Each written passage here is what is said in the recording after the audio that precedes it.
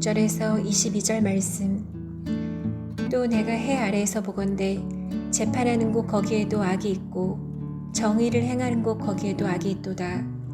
내가 내 마음속으로 이르기를 의인과 악인을 하나님이 심판하시리니 이는 모든 소망하는 일과 모든 행사의 때가 있음이라 하였으며, 내가 내 마음속으로 이르기를 인생들의 일에 대하여 하나님이 그들을 시험하시리니 그들이 자기가 짐승과 다름이 없는 줄을 깨닫게 하려 하심이라 하였노라. 인생이 당하는 일을 짐승도 당하나니 그들이 당하는 일이 일반이라. 다 동일한 호흡이 있어서 짐승이 죽음같이 사람도 죽으니 사람이 짐승보다 뛰어남이 없음은 모든 것이 헛됨이로다. 다 흙으로 말미암았으므로 다 흙으로 돌아가나니 다 한 곳으로 가거니와 인생들의 혼은 위로 올라가고 짐승의 혼은 아래 곧 땅으로 내려가는 줄을 누가 알랴. 그러므로 나는 사람이 자기 일에 즐거워하는 것보다 더 나은 것이 없음을 보았나니 이는 그것이 그의 몫이기 때문이라. 그의 뒤에 일어날 일이 무엇인지를 보게 하려고 그를 도로 데리고 올 자가 누구이랴. 아멘.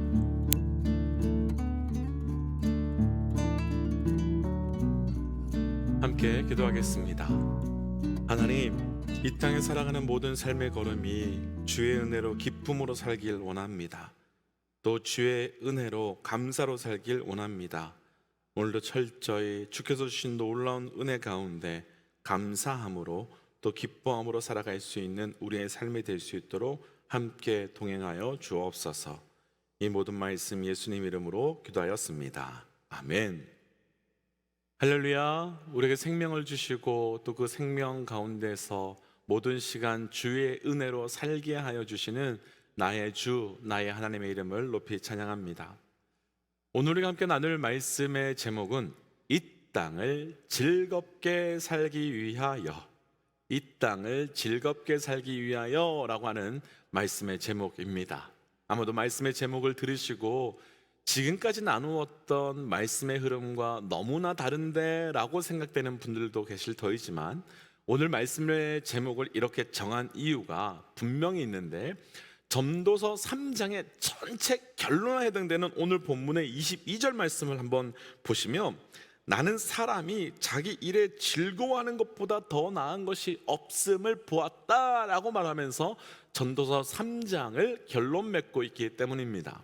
그러니까 전도서 3장에서 전도자인 솔로몬이 선포한 모든 내용의 핵심은 그 말씀을 듣고 그 말씀을 받은 자들이 즐거워하기 위함이다 라고 증거하고 있는 겁니다.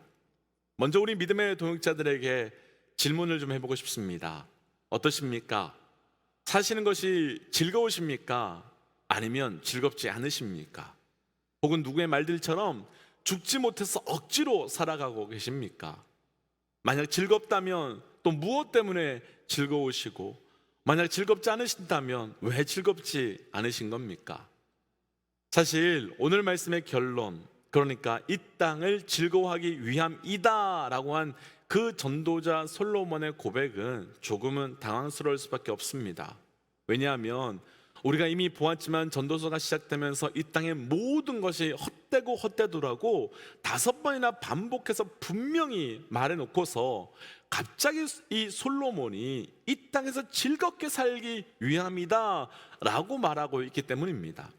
앞뒤가 맞지 않는 것처럼 보이지만 사실은 그것이 아니라 전도자 솔로몬이 그 헛된 것을 넘어서 이 땅의 온전한 즐거움으로 사는 방법, 그 영적 진리를 말씀을 통해서 전해주기 위해서 그 과정을 거쳐왔던 겁니다.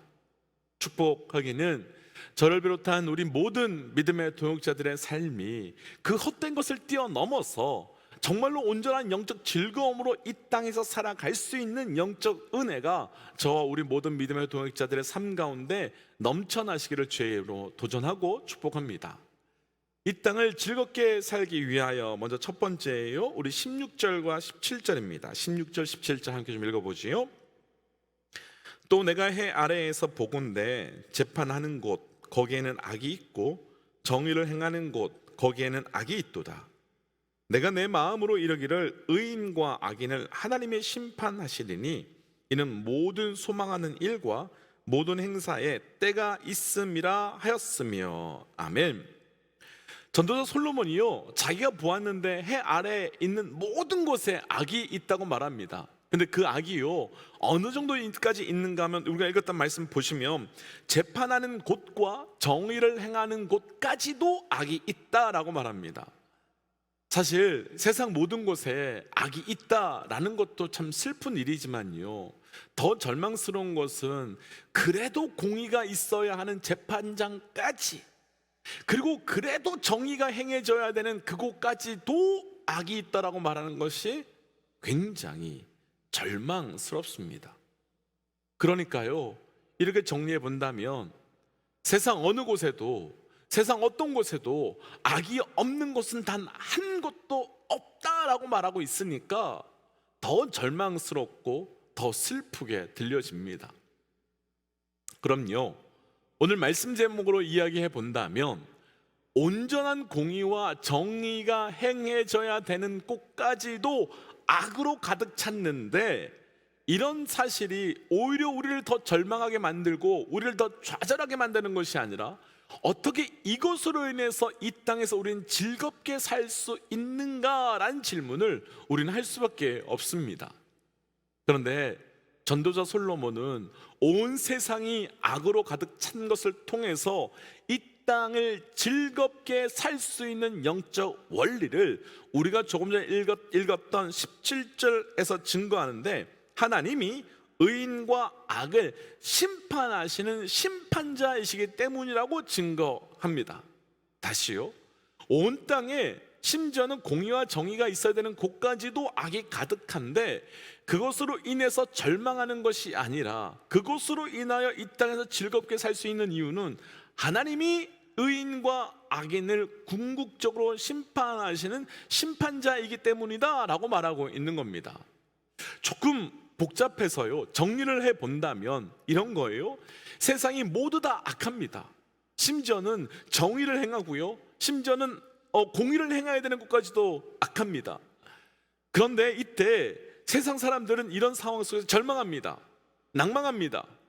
그런데 믿음의 사람들은 그것으로 인하여서 이 땅을 즐겁게 살 수 있는 이유가 있는데, 그것은 바로 이 땅의 종국적인 심판자는 악으로 가득 찬 세상과 사람들이 아니라 하나님밖에 없음을 다시 한번 믿을 수밖에 없고 다시 한번 확인할 수밖에 없기에, 그리고 그래서 마지막 심판 때에 유일한 의이며 유일한 선이신 하나님께서 심판자 되어 주심을 알고 있기에 이 악이 가득한 세상에서도 그 끝에 마지막 거룩한 마지막 의의 심판자임을 하나님을 믿기에 이 땅에서 즐겁게 살 수 있다라고 말하고 있는 겁니다.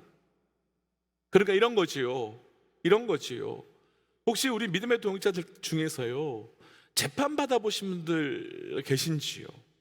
혹은 가까운 가족들이나 가까운 분들이 세상의 그 재판장에서 재판에 관여된 분들이 혹시 있으신지요? 분명 재판의 자리에서요, 그 재판장들이 아무리 공의롭게 그리고 아무리 정의롭게 재판한다 해도 그 재판에 대한 선고에 대해서 누군가는 억울해하고요, 누구는 제대로 재판을 받지 못했다고 늘 느낄 수밖에 없습니다. 그럼 이 땅에서의 그 불의한 재판 앞에 이 땅의 시간이 다하는 그날까지 그 답답함으로, 그리고 그 악이 가득한 이 세상에서 억울함으로 내내 사는 것이 맞을까요? 아닙니다. 그렇지 않습니다.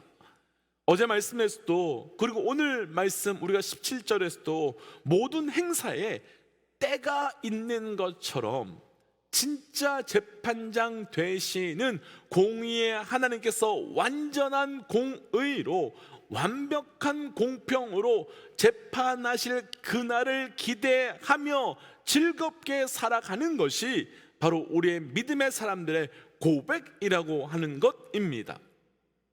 그러니까요, 죄로 악으로 가득한 이 세상에서 그 가득한 악과 그 가득한 죄로 인해서 절망하며 사는 자들에게 세상 사람들이라면 우리 믿음의 사람들은 그때가 되면, 그날이 오면 내 억울함, 내 답답함, 이 모든 것을 반드시 완전한 공의의 정의의 하나님께서 풀어주시고 재판하여 주실 것을 믿기에, 또 기대하기에 즐겁게 살아갈 수 있게 되는 겁니다.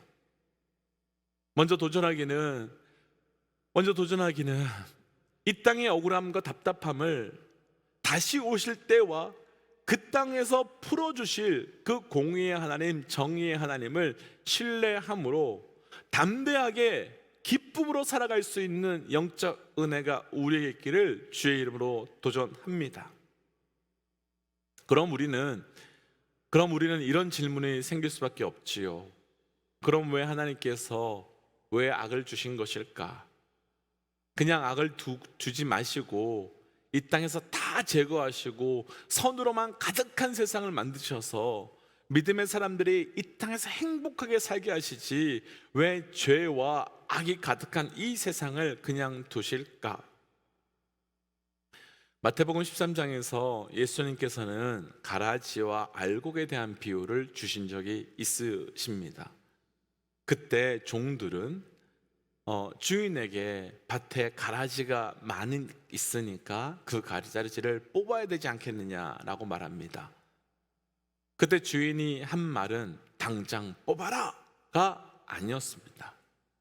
그때 주인이 한 말은 가라지를 뽑다가 곡식까지 뽑힐까 염려되니 그냥 두어라 라고 말씀하십니다. 왜 그냥 두라고 말씀하신 거지요? 왜 그냥 두라고 말씀하신 거지요? 그게 있어야 우리가 예수께 더 가까이 갈 수 있기 때문입니다.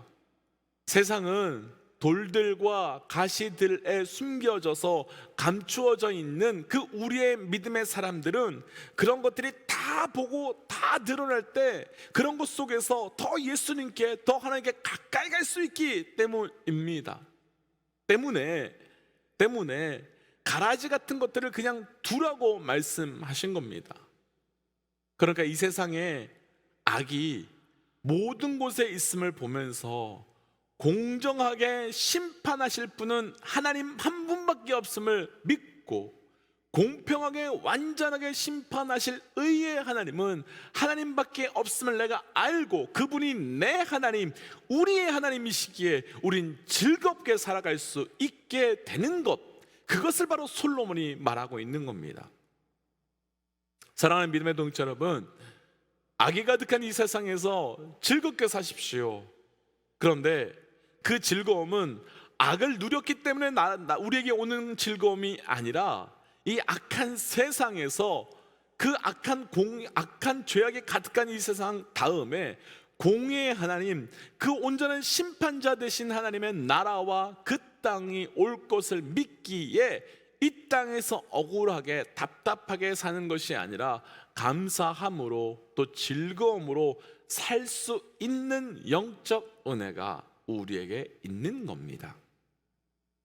오늘 말씀을 나눌 두 번째, 이 땅을 즐겁게 살기 위하여, 우리 조금 내려가서요 18절과 19절입니다 18절 19절입니다 내가 내 마음속으로 이르기를 인생들의 일에 대하여 하나님이 그들을 시험하시리니 그들이 자기가 짐승과 다름이 없는 줄을 깨닫게 하려 하심이라 하였노라.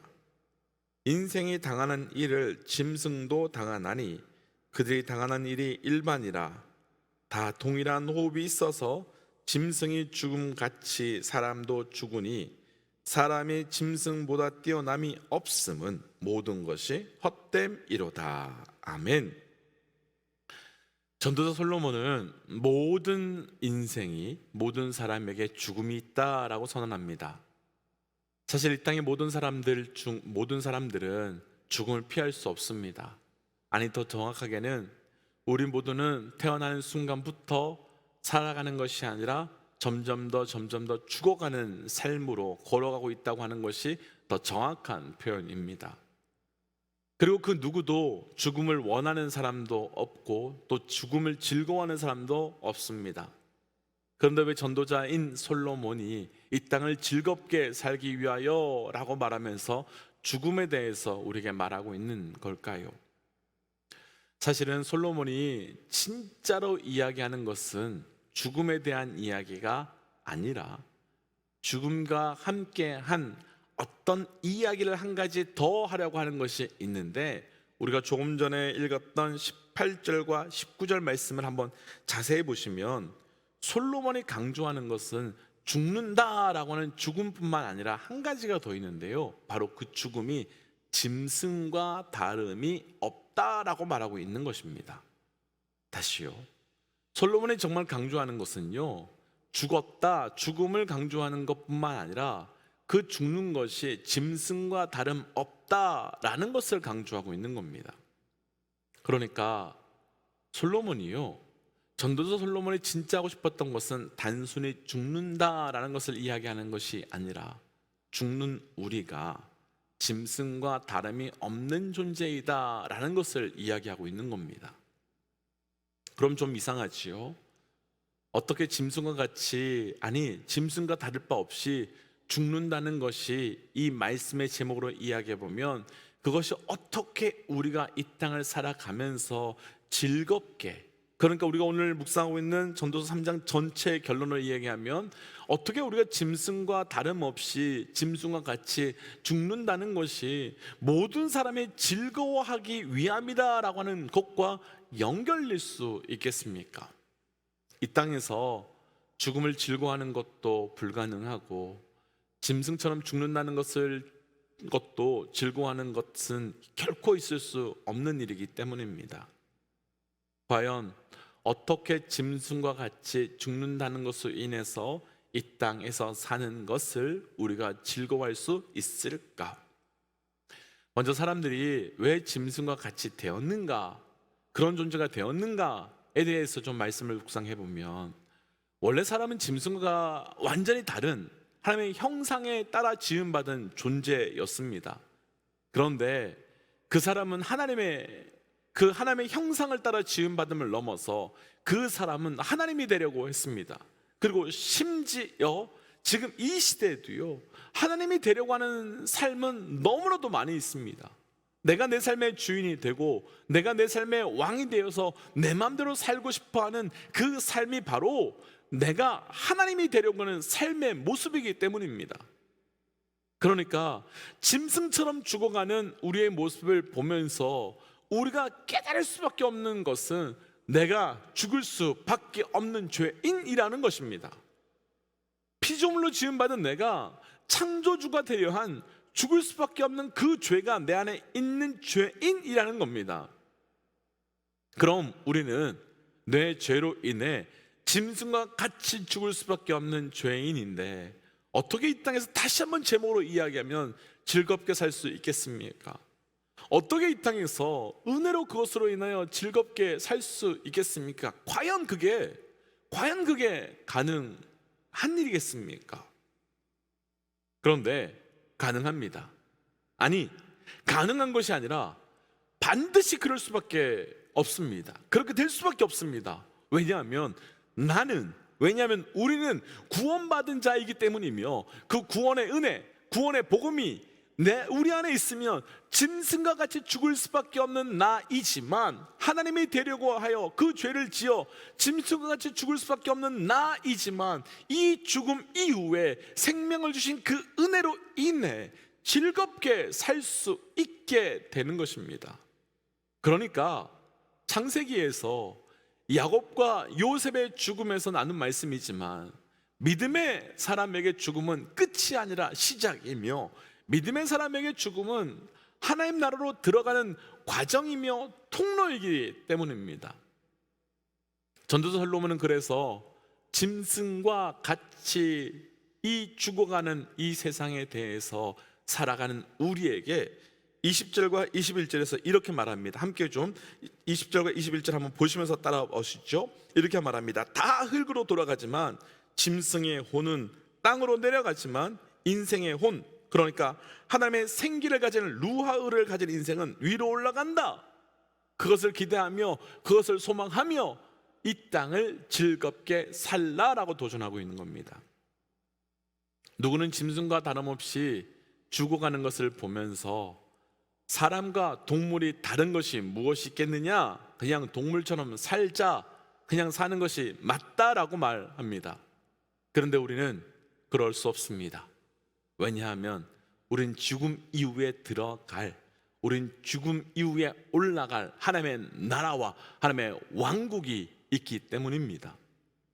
이것을 광야에 있는 40년의 이스라엘 백성들로 생각해 보면, 광야에서 40년은 매일매일의 장례를 치러야 되는 시간이었을 겁니다.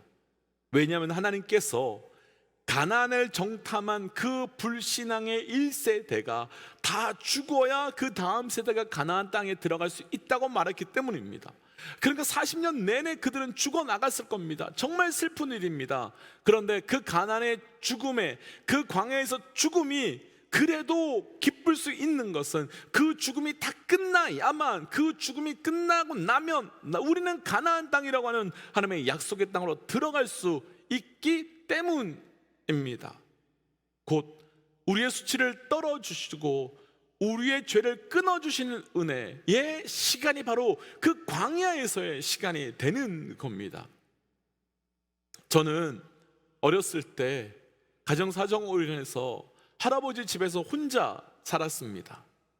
사람들은 할아버지 집에서 엄마 아빠 없이 혼자 저를 살고 있는 저를 굉장히 불쌍히 여겨주셨었습니다.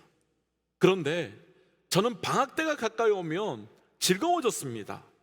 분명히 엄마 아빠가 없고 혼자 할아버지 집에서, 할머니 집에서 눈치 보며 살고 있는 것이 분명한데 저는 방학이 가까우면 너무 즐거워졌습니다. 왜냐하면 방학이 시작되면 엄마가 와서 저를 데리고 가기 때문입니다.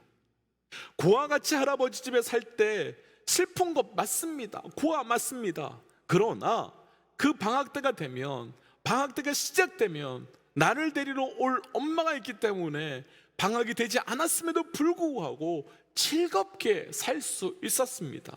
곧 오늘 말씀과 비슷한 거지요. 그래서 우리에게는 죽음이 아닌 죽음을 보면서 죽음 이후에 오실 그 하나님을 감사하며 즐거워하며 기뻐하며 살 수 있는 겁니다. 마치 제가 방학이 시작되면, 아직 방학이 시작되지 않았음에도 불구하고 방학이 시작되면 올 엄마를 생각하며 그 학교를 즐겁게 다닐 수 있었던 것 같이, 그 즐거움이 우리 믿음의 사람들에게 반드시 누려질 수밖에 없는 겁니다.